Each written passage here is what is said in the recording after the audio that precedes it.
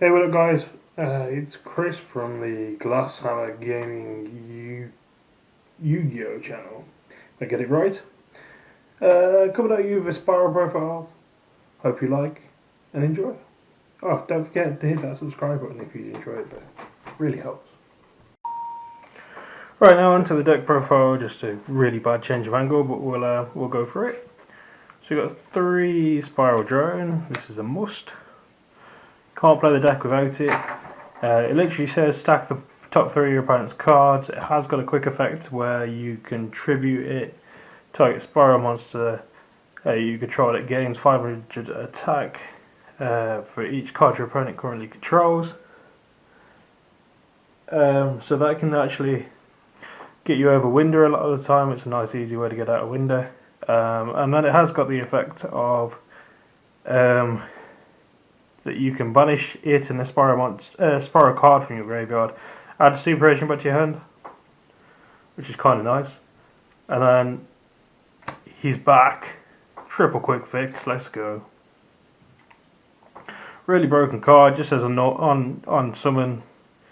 You can add a Spyral gear from deck to hand, and if you control a Super Agent, you can discard a card from your hand, but banish it when he leaves the field. So we play some ways to keep him in the loop.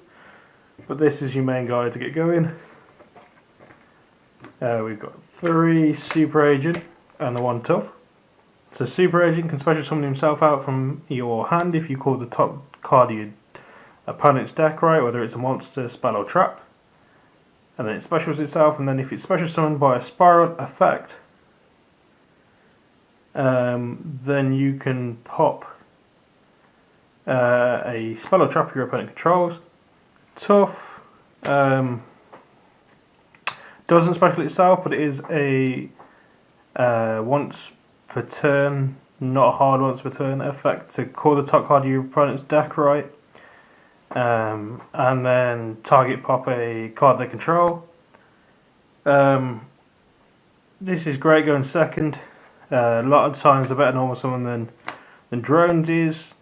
Because this would take out a problem, or worst case you'll find the top card of your opponent's deck out, and then you can go straight in with your Super Agent and go a bit bonkers.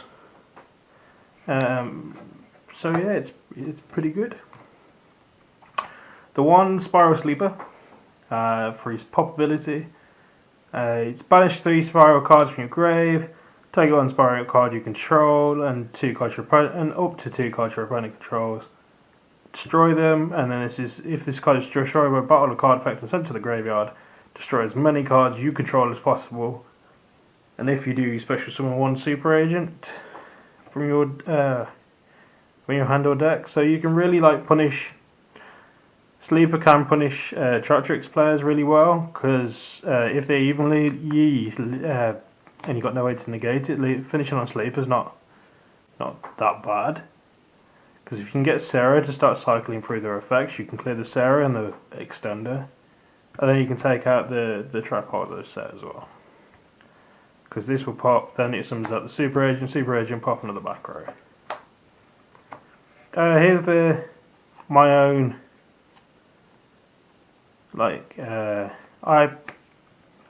choice of the deck. I play 2 Last Resorts over the 1. This can be kind of huge because it can protect from targeting and stuff. You can always just use it on your double Helix, as there's no hard once per turn on this card. So what this card does is you can target a Spyral monster you control, equip this card from your hand or field to that target. When this card is equipped to a monster by this effect, the equipped monster cannot be destroyed by battle or card effects. Also, your opponent cannot target it with effects, which can be huge to get you double Helix free. And it also gives protection for Sleeper. Once per turn, if this card... So you can also attack directly by sending 1 card you control, which I believe you can do on first turn of the game, because you don't have to fulfill the attack. Correct me in the comment section if I'm wrong. But it also gets out some of your bricks, so if you want extenders, then you equip this and send what you spell it with your trap to the grave. Allow your monster to attack directly in combo. Something for a bit spicy. I gotta admit, I cannot take any credit for this. There's a Spyral deck profile on Asian Precision channel, and this is where this came from. So we're playing 2 of this baby Gizmek. It's a Lone Flower Blossom that does Tributor's Cost. I probably misplayed on the channel a couple of times doing that. But into a machine that's 1 level lower with equal attack and defense. This is just 2 more copies of drones. It's also got a neat interaction if you've got stuff for banish face down, like off evenly match, off small world. You can get back your last resorts, and you can get back your drones. Because of this effect, because you can banish this card from the graveyard, add back 1 banish face down machine monster with the same attack and defense. So you essentially just add them back and you can keep going. Definitely misplayed with this card on the channel a couple of times. And then for the combo, for this particular build, I have got a more spicy build that I want to try out. But I'm not sure this format's necessarily the right thing.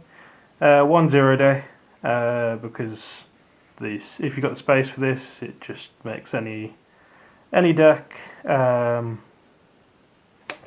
be able to Caliuga as long as they can get to the Codebreaker stuff, and be able to get to another level 4 on top. If you're interested in how that all works, I can do another video. I can do a quick combo. It shows you that any deck that can get to this stuff and produce another level 4 gives you Appaloosa, Rusty, Utopic Kaiser, and then Caliuga in your opponent's turn using the rank up. So it's very spicy normally. Now so some weird ones. So just the 1 Skullmeister used as a small world bridge. 2 Ash because it's good this format. Then the 1 Bell, which you've seen probably loads on the channel. Very good small world exchange on this, just because it's got nothing in common with Quick Fix, and then Quick Fix is one of your best normal summons. So outside of drones, unless you're going second, in which case Tough puts in an argument. 1 Spyral Mission Assault. You've probably seen me use this on the channel loads. I use it mainly for the special out of the hand effect, but I do seem to draw really well off its effect. So let me explain this card to you, because you won't normally see people activate this. You'll normally see it get sent to the grave and banished straight away. But I like to activate it sometimes, especially if I know I can be greedy, because I'm playing the two last resorts. I can get greedy, draw into a last resort and this, and still combo. If this is necessary. Like this becomes an extender if you see last resort, and you've decided you've had to use it for its other effect. So, destroy this card during your 3rd end phase after activation. Sucks, but kind of nice at the same time. Once per turn, if a Spyral monster you control destroys an opponent's monster by battle or card effect, or destroys... If a Spyral monster you control destroys a monster by battle, or if you destroy a card or cards on the field with a Spyral monster's effect, you can draw a card. That is a soft once per turn, so if you have multiple copies, you could get the multiple draws. But I reckon more than one's playing a bit greedy, even though this effect comes up more over the trap. And then you can banish this from the grave, especially summon the Spyral monster from your hand. So it's not as strong as this trap in that respect, but to get you going is kind of nice. Just the 1 big red. I'm thinking about bumping this up to 2. I think I have done it in the past on the channel. It's just if you play 2 of this, then it becomes a follow-up as well as an extender. And because it's a gear, you might as well, because it's another search target. In worst case, it's more discard fodder. It's a monster reborn for Spyrals. It gets equipped to it, and then that Spyral monster cannot be destroyed by battle. Pretty nice. Now for one of the most broken Field spells we've ever seen. Spyral Resort. So not only does it give Spyral monsters protection from targeting, which is kind of huge. It's a once per turn, not hard in any way. You can add a Spyral monster from your deck to your hand. And then all you have to do is in the end phase you have to shuffle back a monster or you destroy a result. It's pretty simple. Absolutely bonkers. Especially when a lot of people seem to like targeted negation right now.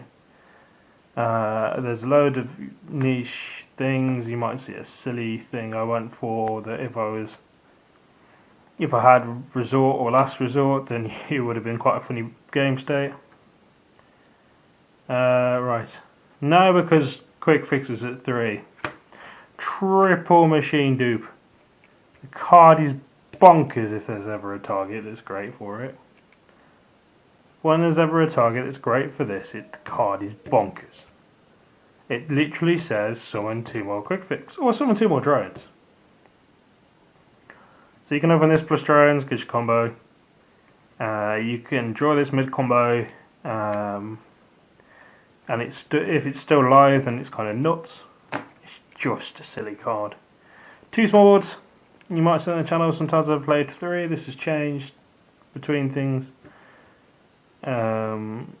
Basically, because it says I'm going to be another copy of Quick Fix, or I'm going to be another copy of Super Agent, or I'm going to search a kaiju that you'll see in the sides. It's a great card.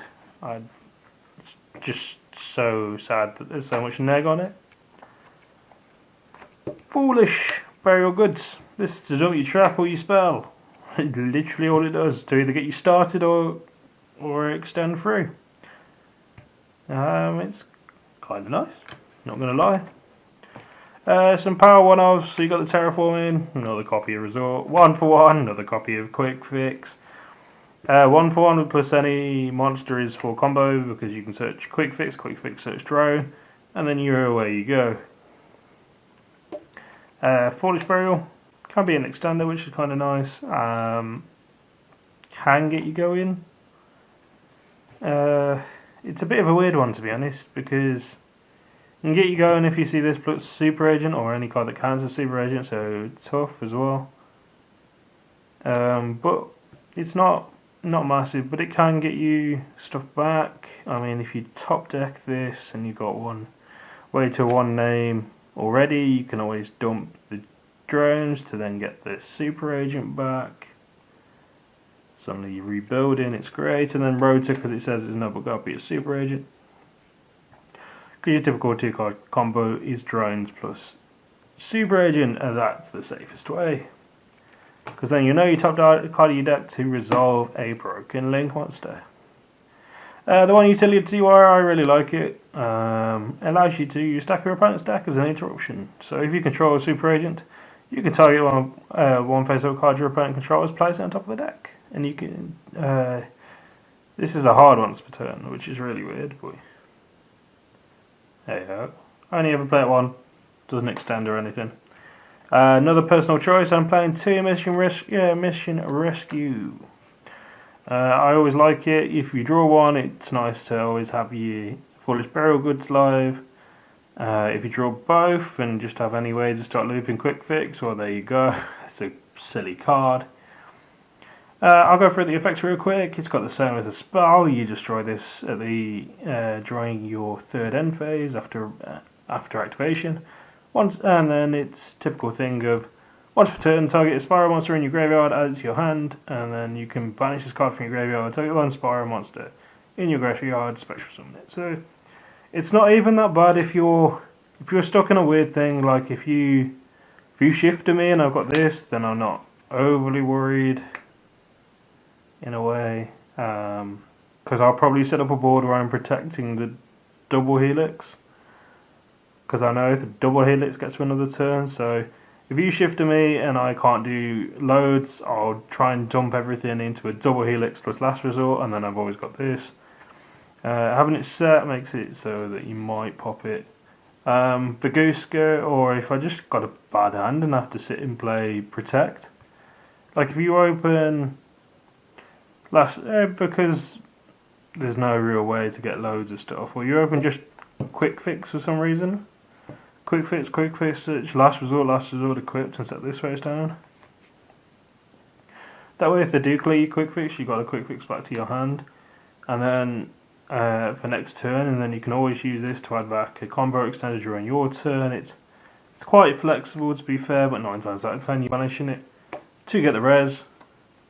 We'll go on to the extra deck. So because quick fix has that banish it when it leaves the field effect, you are playing some Xyz.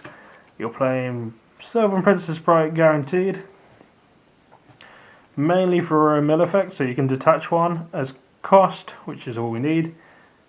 And you activate the top card of your deck if it's a spell, trap out its hand, otherwise send it to graveyard. Oh yes, let's mill Machine Dupe. Let's mill all my silly spells.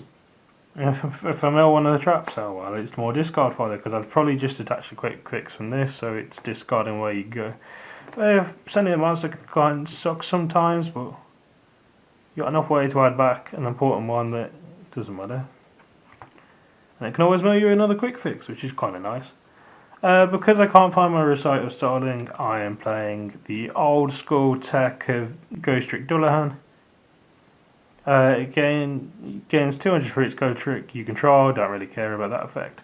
Once per turn quick effects, you can touch this and target one monster on the field, half its attack until the end of the turn. So all you do is, because it's attached as cost, it's a quick effect. So we can get that quick fix out of there. To then extend. That's all it was for. And you got a nice ultra reprint in Ghost from the past. Now onto the links. We're playing the Link Grebo. Comes up to get those co-link draws. But it kind of is cuttable, because if you're using it to try and get your combo going, you've got your combo going. It's a bit of a weird one, is Link Grebo. It's possibly cuttable because we haven't got as many level 1s as what we used to.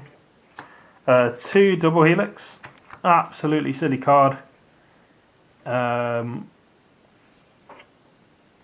people play 1. I like 2, because then 2 you can get. You can use 1 to make your board. Comes back to you. If you can get into the second one, you can start looping tough and just break your opponent's board and then punch for game. So it's all pretty good. What he does though is his name is Super Agent whilst on the field or in the graveyard. That's huge. You declare the top card of your opponent's deck, and then if you call it correct, you can either add or special summon a Spyral monster from your deck or graveyard to a zone that's got +2. So it's pretty good, because it's like, oh, you want a couple of quick fix? Got be a quick fix.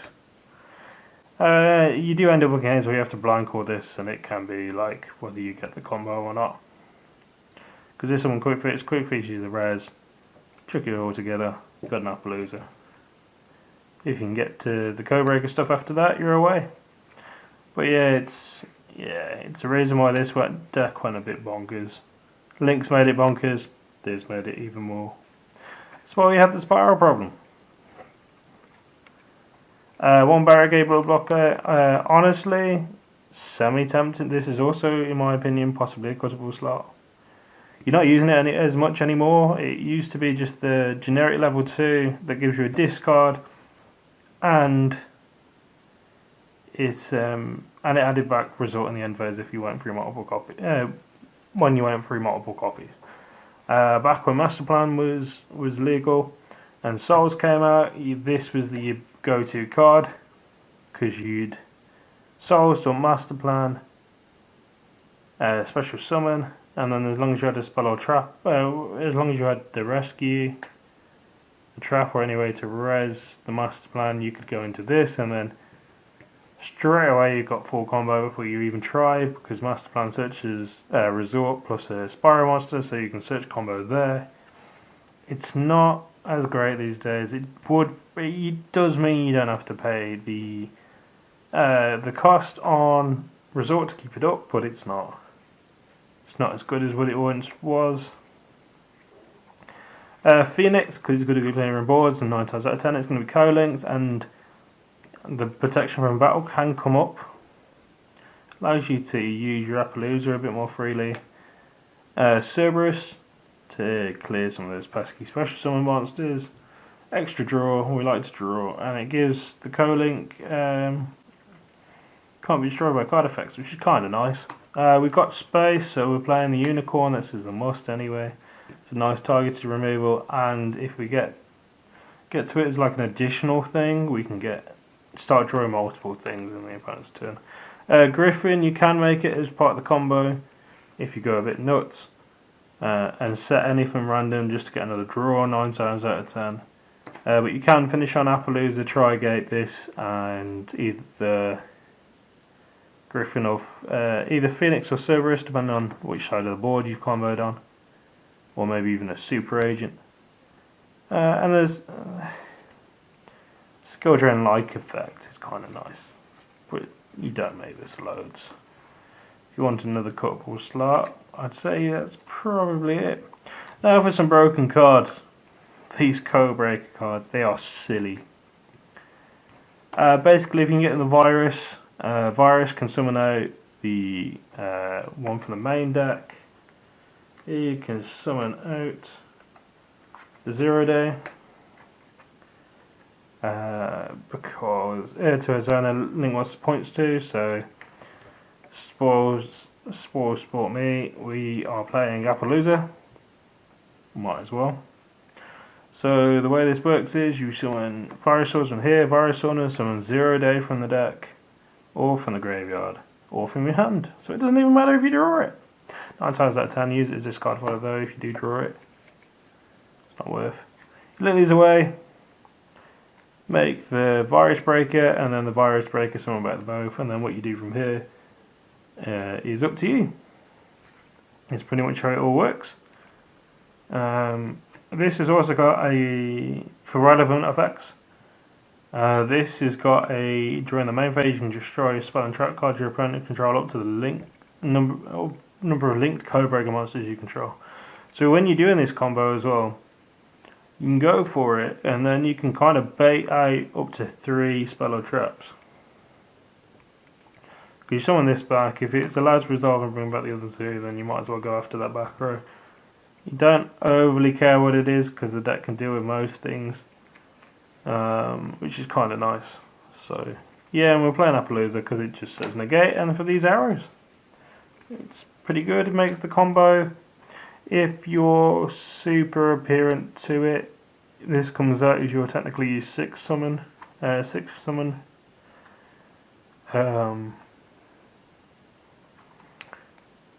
a lot of people don't nib before then, a lot of the time, because they reckon you just got too much to recover, and answer is you might do. Depends. Just need a Super Agent, and you can go for Tri-Gate because it's part of our finish board. It's also kind of a nice target banish as well. I don't really use it for the first effect, to be fair. If I want to co-link to this card, battles your opponent's monster, any battle damage it inflicts so your opponent is doubled. So it'd be kind of nice. You'd like, if you can't kill him with Borosaur necessarily, then you could make it so Borosaur does 6k, and then suddenly this swinging through for game is an option. So just keep that in mind. It's not just the Omni Negate effect, it's got 2 other effects that are actually decent. And then Borosaur for closing out games, because you can. It's a great finisher for every game, so why not play it? No, I realise it all depends on how you want to do it, whether you're side decking in general, whether you're side decking for your locals. It's completely up to you. I'm just playing around with the side decks that I've seen a couple of times. So Zubul by Still Magnemite. There are still like relevant targets for this, and Tyr can be quite annoying. Live Twin Sprite apparently is go up in popularity as well, so it's kind of nice, as you can probably see from a previous video. 1 Druid Swarm, just to go with it. 1 Serenade. This can be anything though. You could probably cut this quite happily and just run this as a package. It's kind of nice. Sometimes you don't actually want to use Serenade's sound effect. But yeah, it's not. As I said before, side deck's just all personal preference. If you are playing small world though, and you want to play card using the side in this deck, Humongous and just Curio are the 2 that you want. These are the easiest ones to search out, plainly because this is just an Earth and everything else doesn't match, and this is a Machine and everything else doesn't match, so it's quite easy to get to. Both of these. And I definitely recommend playing these over most other ones because they're harder to get to with your small world. Whereas these, you've got a fuck ton of Earths and you've got a fuck ton of Machines. Nice and easy. 1 Pranker-Tops, because whenever you're not sure, Prank will always do the job. Prank is at least a 1-for-1, if not a 2-for-1, so too good not to play in a way. Double D barrier, as you've probably seen on the channel, this has been Ancient Organisms in the past. 9 times out of 10 though, I found that a lot of times when you flip an Ancient Organism, this would just be better. Because it stops the problem in the first place instead of the problem hitting the board and then you have to clear the problem. And there's one of the tier guys now plays a lot that are under level 6, so it's kind of annoying. And Windows under level 6 as well, so it seems to be a better shout, even though it doesn't stay around. Back row, we've got the 1 Harpies, I mean, why not? 2 Cosmics, and that's it for back row. You've got a lot of inbuilt back row removal anyway, so you're only really after the floodgates. If not, the deck doesn't get hit by too many floodgates either. If they lock you into Warriors with Rivalry, you can pop it. If they lock you into Machines, it's not the end of the world either, so it's not bad. It's not bad. 3 cards remaining, of course. Double Dark Ruler. As you can tell, I like the Billy Break method, where you side 2 odds to get more variation. Especially when you got cards like this where you can't resolve multiple, but well, you can resolve multiple, but you won't want to. I like 2 odds. I like the more options. It's just a personal thing. You can make this 3. A lot of people will do 3, 4, 3 ofs, and then 3 1-ofs, or 2 of and a 1-off, or just all 5 copies 3 times. And then because we're playing Spyral, and it can be some interesting outs, the Spyral Guild for fully armoured. Not a popular pick, but I always like it. It can be a window out. I did a lot of Windows the moment that Shadow Structure deck came out for I think it was YCSU track. So it put in a lot of work then. It can only be equipped to a super agent, which you're playing loads of.